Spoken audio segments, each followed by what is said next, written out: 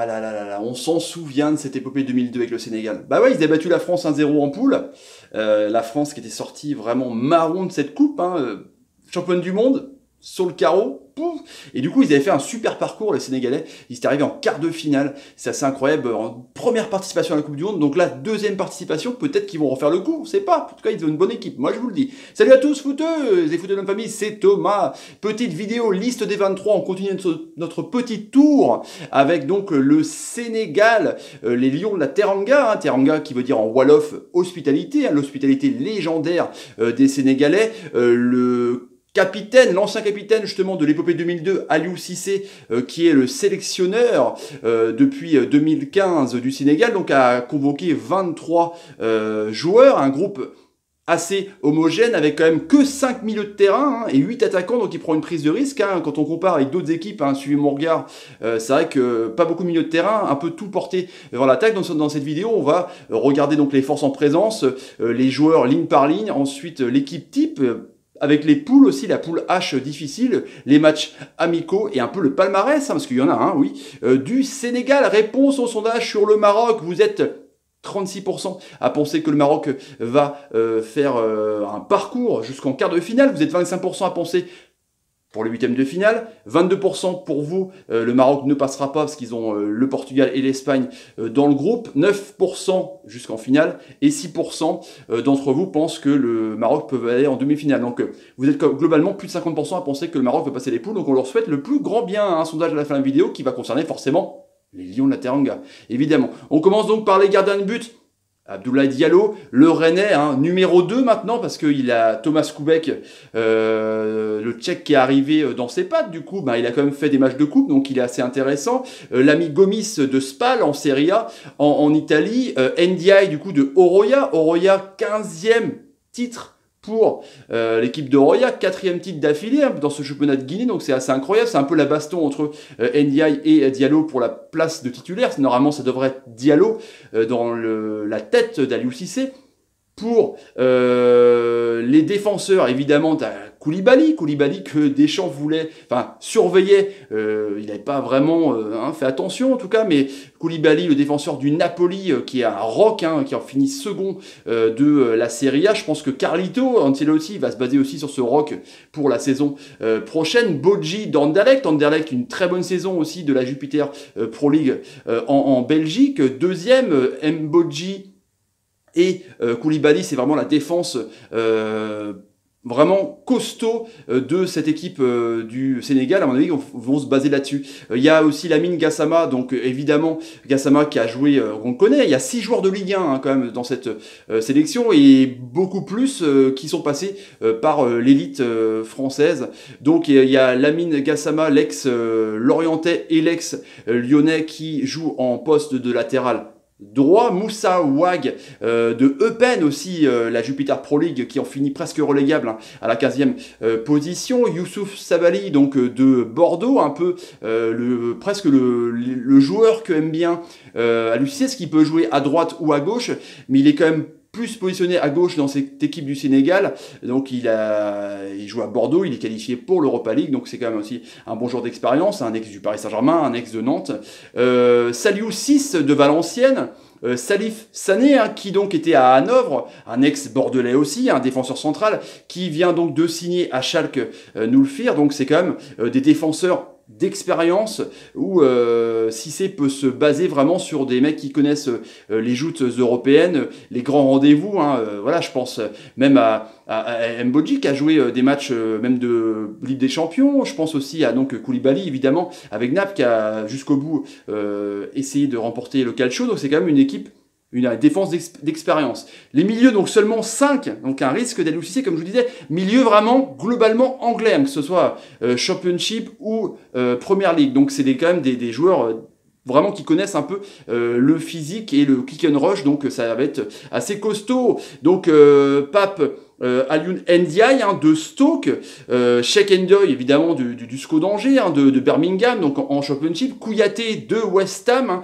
même s'ils ont joué la relégation, c'est quand même assez énorme. Alfred Ndiaye qui a fait une saison de fou avec son club qui remonte en Première Ligue avec 99 points et Wolverhampton, assez incroyable. Et Idrissa Gueye évidemment, l'ex-Silois qui joue à Everton, on le connaît bien parce que c'est un très très bon joueur et je pense que c'est lui les titulaires, donc je pense qu'il va pouvoir réguler un peu le milieu de terrain parce qu'il a à la fois box to box et il sait aussi gratter des ballons, c'est assez incroyable. Pour les attaquants évidemment il y en a 8, donc c'est vraiment le sélectionneur de 42 ans veut vraiment prôner l'attaque en tout cas. Donc il y a évidemment la star Sadio Mané de Liverpool, finaliste de la C1, un peu dans l'ombre de Mohamed Salah, mais quand même il fait partie de la triplette, un des meilleurs trios d'attaque d'Europe, c'est assez incroyable, 10 buts en C1, 10 buts en Première Ligue, voilà, c'est assez incroyable. Là, il était pressenti au Real Madrid, parce qu'il y avait un accord avec Zidane avant que Zidane parte, donc on ne sait pas s'il va rester du côté de Liverpool ou pas.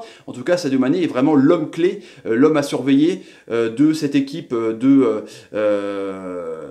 Sénégal, parce que c'est un milieu offensif qui joue à droite, qui a un feu follet de fou, et on l'a vu avec Liverpool, capable, quand Salah n'est pas là, de reprendre le relais et marquer quand il faut. En tout cas, Moussa Konaté, évidemment, l'exceptionnel, franchement, parce qu'il a fait une saison de ouf, sa deuxième meilleure saison avec Amiens, le promu, qui s'est maintenu assez largement par rapport au faible total de points qu'il avait besoin, donc 38 en Ligue 1. Il avait fait une saison avec 13 buts, c'est assez incroyable, 13 buts, 5 passes D, donc c'est sa deuxième meilleure saison. Il avait fait à Sion en 2014-2015 avec 16 buts, donc c'est vraiment assez incroyable.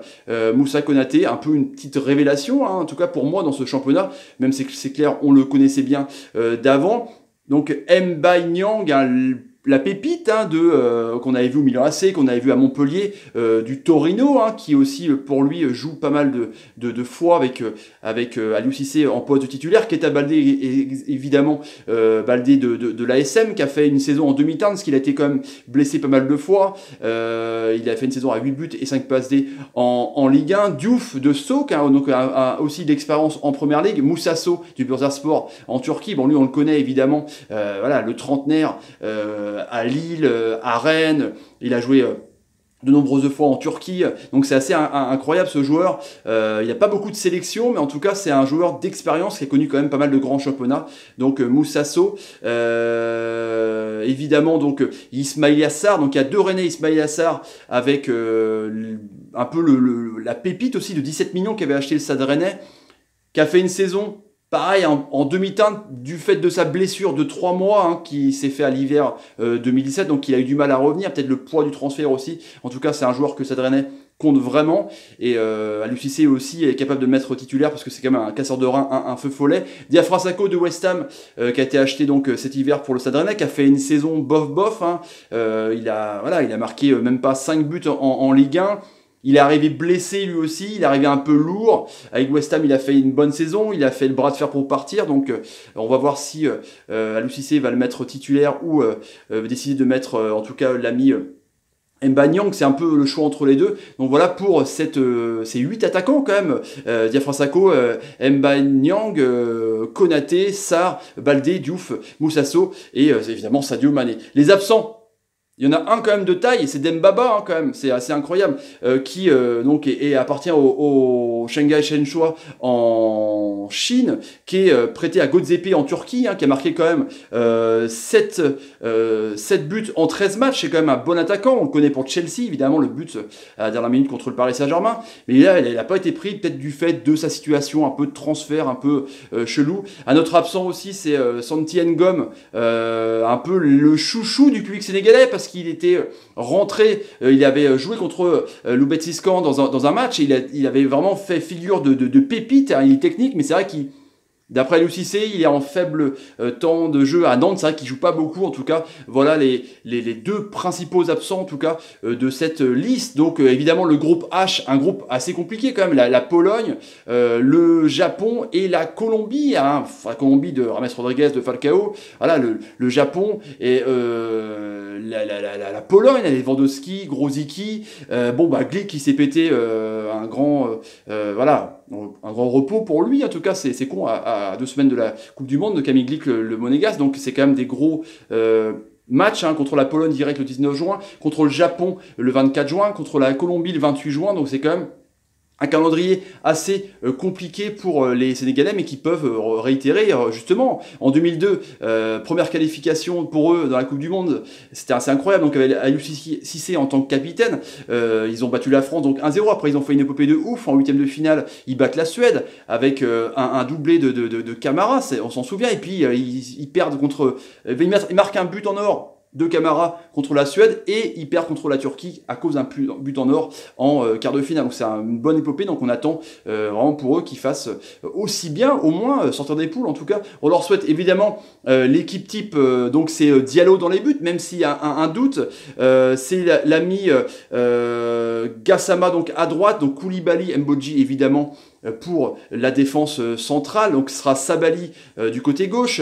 Donc il a essayé 4-4-3, il a essayé 4-4-2, il peut faire un 4-2-3-1 aussi, mais si c'est un 4-3-3, il met Ndiaye, Gueye et Kouyaté dans le milieu de terrain. Sinon, si c'est un 4-4-2, il met Gueye et Kouyaté en milieu de terrain. Du coup, si c'est un 4-3-3, je reprends, il y a Mané, Mbanyang ou Sakho et l'ami Keita Baldé. Et si c'est un 4-4-2, il rajoute Sarr sur la droite, Baldé de l'autre côté à gauche, et puis il met Mané et Mbanyang ou Sakho dans l'axe. Donc une très bonne équipe qui peut être costaud, qui peut s'adapter facilement, parce qu'il a joué aussi en 3-5-2 l'ami Aliou Cissé, donc il peut changer en cours de route des configuration un peu nouvelle. Du coup, les matchs amicaux, il y a Luxembourg, ils ont fait 0-0, on s'en souvient, donc avec ce 4-4-2 justement, où voilà, où c'était, il avait fait tourner un petit peu plus, hein, Mbodji ne jouait pas, donc voilà, il a mis Ndiaye dans l'axe. Donc il peut faire pas mal de trucs, l'ami Aliou Cissé. Et il y a donc contre la Croatie le 8 juin, contre le 11 juin la Corée du Sud, avant de s'envoler en Russie, eux qui sont en stage. Donc à Vittel, les amis sénégalais. Donc les amis, pour le petit sondage du soir par rapport à cette équipe, quel parcours pour le Sénégal? Huitième de finale, quart, demi, finale ou bien les poules? Vous votez, on verra la réponse d'une prochaine vidéo. Salut les amis, si vous avez envie de vous abonner à la chaîne, n'hésitez pas à taper sur ma ganache, partager la vidéo, c'est le nerf de la guerre, je vais gayer sur YouTube. Mettez des commentaires, ce que vous pensez sur cette sélection, je vous répondrai, évidemment je réponds à tout le monde, et mettez des pouces, hein, comme par exemple, je sais pas moi, Sadio Mané vous fait une super passe, si vous êtes content, mais merci Sadio. Allez les amis, je vous laisse, salut, et salut, plein de au revoir pour le Sénégal. Ciao, salut, belle équipe, une belle équipe, moi je vous le dis.